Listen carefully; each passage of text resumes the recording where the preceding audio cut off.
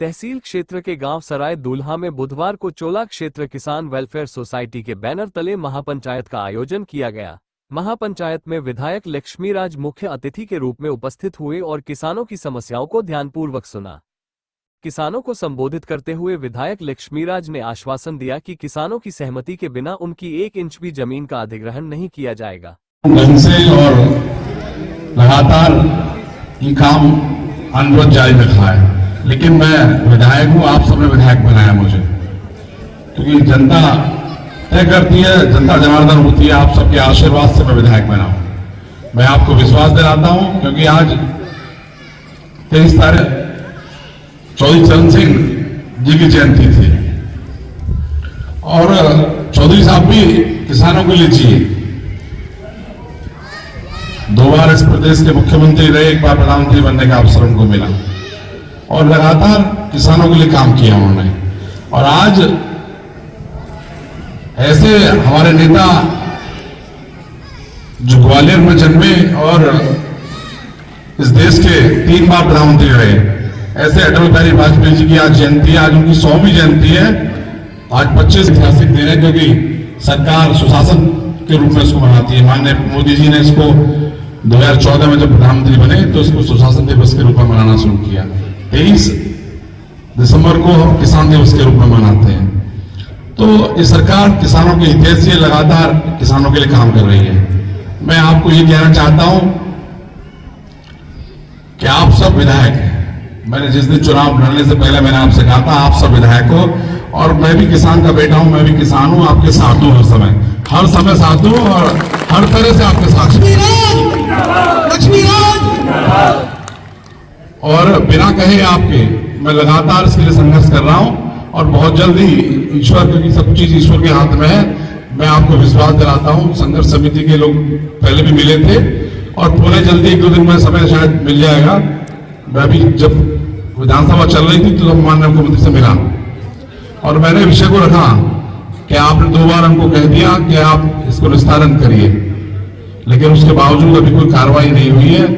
वो बार-बार पत्र भेजते हैं कि अभी इतना है, 4 गुना हम लोग 4 गुने की मांग कर रहे हैं किसान। और उन्होंने इस बात को तो मान लिया कि ये प्रक्रिया पूरी तरह जो है पूरी नहीं की उन्होंने।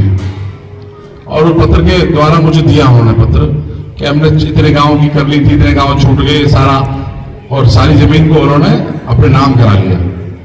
लेकिन मैं आपको विश्वास दिलाता हूं इस मंच के माध्यम से, आपकी ताकत के माध्यम से, क्योंकि किसान अन्नदाता होता है इस दुनिया और इस देश का पेट भरने का काम करते हुए आप सब, मैं आपको विश्वास दिलाता हूं बहुत जल्दी इस पे आपके पक्ष में और जो आप चाहेंगे वैसा ही डिसीजन होने वाला है। और माननीय मुख्यमंत्री जी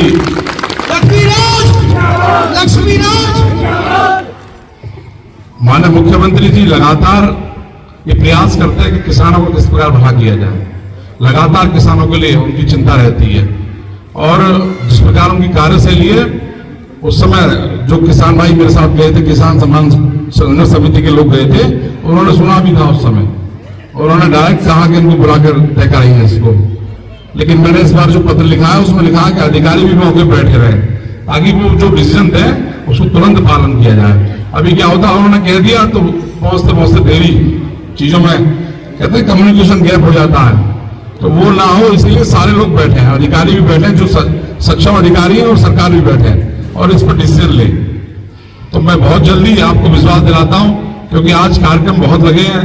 माननीय श्रद्धेय अटल बिहारी वाजपेयी जी की जयंती है आज। उन्होंने कहा कि सरकार सभी वर्गों के हितों का ध्यान रख रही है।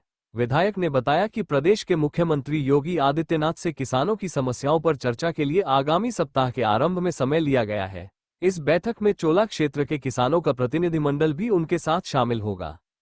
जेवर के तर्ज पर मुआवजा महापंचायत में उपस्थित किसानों ने विधायक से अपनी मांग रखते हुए कहा कि वे पिछले 2.5 दशक से चोला अधिग्रहण के मामले में शांतिपूर्ण तरीके से आंदोलन कर रहे हैं। किसानों ने मांग की कि जिस प्रकार जेवर क्षेत्र के किसानों को मुआवजा दिया गया है, उसी तर्ज पर चोला क्षेत्र के किसानों को भी मुआवजा मिलना चाहिए।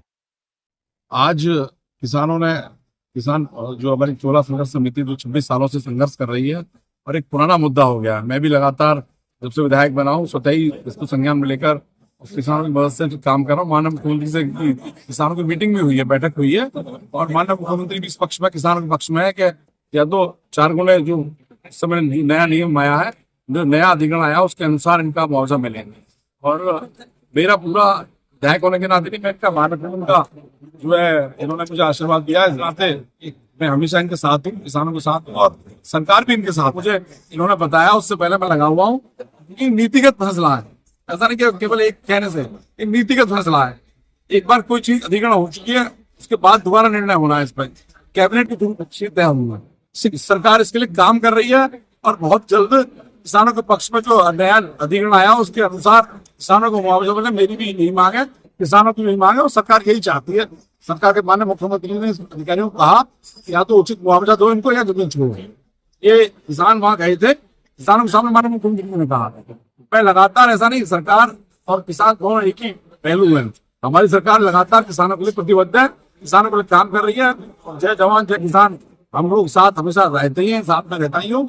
मैं ये आपके माध्यम से कहना चाहता हूँ, बहुत जल्दी इस पर डिसीजन होने वाला है।